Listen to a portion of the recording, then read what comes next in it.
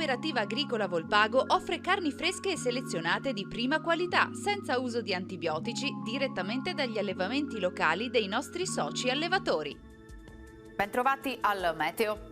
Prosegue un tempo spiccatamente instabile, sarà una domenica 3 marzo alquanto dinamica. Vediamo insieme il dettaglio. Sul Veneto qualche fase di schiarita fino al mattino con parentesi soleggiate, più nubi a seguire con precipitazioni sparse, più diffuse e intense verso fine giornata. Temperature in contenuta variazione, minime tra 6 e 7 gradi, massime tra 11 e 15 gradi. Ci spostiamo ora sul Friuli Venezia Giulia.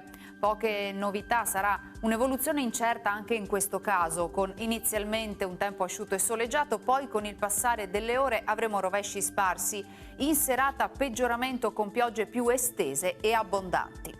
Temperature minime tra 7 e 9 gradi, massime sui 13-14 gradi.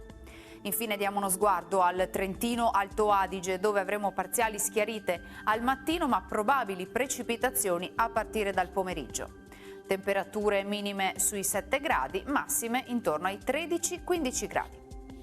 Dal meteo di Antenna 3 è tutto, arrivederci al prossimo aggiornamento.